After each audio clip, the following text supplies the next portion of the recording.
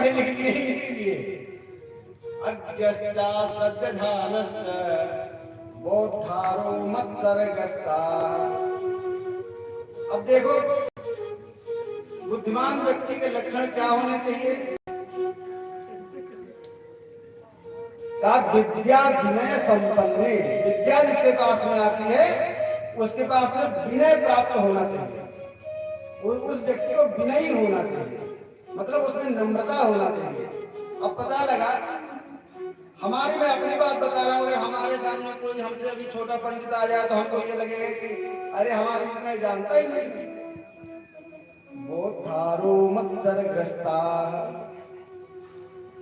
कि जितने पढ़े लिखे लोग हैं उनके सामने अगर कोई व्यक्ति कोई धर्म की बात ही बताए, मतलब कोई ज्ञान की बात बताए, तो वो उसकी बात को सुनते नहीं है गौर पूर्वक। और यही बात भगवान कृष्ण सोच करके युधिष्ठिर को लेकर के गए कि मैंने अर्जुन को तो समझा दिया लेकिन युधिष्ठिर नहीं। और जो प्रभावशाली लोग हैं, जो धनिक लोग हैं, जो अधिकारी, और जो प्रभावशाली लोग हैं, जो धनिक लोग हैं, जो अधिकारी लोग हैं, उनका अस्मय दूषिता। समृद्धिशाली लोग अहंकार से युक्त हैं। जबकि भगवान समृद्धि किसी को किस लिए देते हैं? किसी को धन क्यों प्राप्त होता है? किसी को अधिकार क्यों मिलता है? एक अधिकारी को अधिकार इसलिए प्राप्त होता है कि वो समाज की सेवा करे। लेकिन वही उसी अधिकारी के हाथ से जब डंडा आता है तो कैसे बात करता है, आपने अनुभव इसका किया होगा। प्रभावास्मय दूषिता।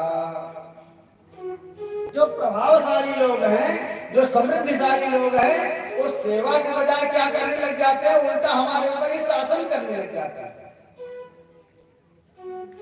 प्रभावास्मय दूषिता अभूतो अबोधो पताश्चान्ये। और एक समस्या क्या है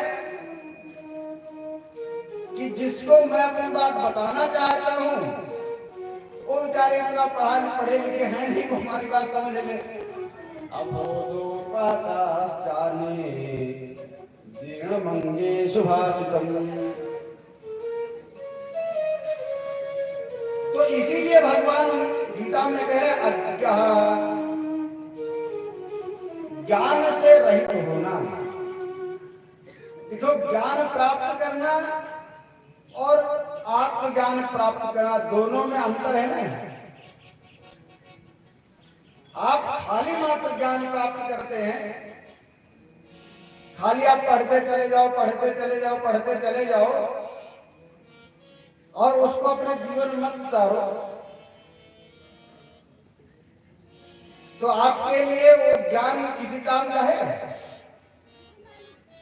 अगर आप रोज भागवत पढ़ो और भागवत में रोज बताया जाए कि भगवान के कथा में आकर के कम से कम शांति से बैठा जाता है, आपस में बातचीत नहीं किया जाता, और आप आकर के यहीं पर बातचीत करने लग जाओ तो कथा बताने का मतलब रह जाएगा?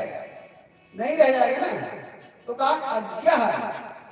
आत्मज्ञान तब होगा जब आप जो पढ़ें, जो सुने, उसका मनन करें। अभी थोड़ी देर पहले बताया था ना, श्रवन्ति गायन्ति फिर स्मरन्ति। जो सुनो उसको बताओ और उसको ध्यान में रखो। भैया धर्म में 3 बाधक बता रहे हैं भगवान। अज्ञा, व्यक्ति को जानकारी होते हुए भी, इतना पढ़ने लिखने के बाद भी भगवंत कथा न रुचेगी जिन्हें, नहीं शास्त्र की बातें पर ध्यान धरेंगे। पढ़ के अंग्रेजी कहाएंगे साहब और होटल में मद्यपान करेंगे।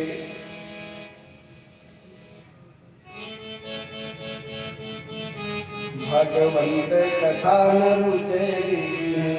इतना पढ़ने लिखने के बाद हम बीए कर ले, बीएड कर ले, एमए कर ले, एमटेक कर ले, सब कुछ कर ले, इतने बड़े इंजीनियर बन गए, इतने बड़े अधिकारी बन गए, लेकिन उसके बाद पार्टी जब करते हैं तो बोतल खोलते हैं, बोतल खोल करके चढ़ा देते हैं, कहीं पता लगा नाली में उल्ट गए, कहीं कहीं लौट गए।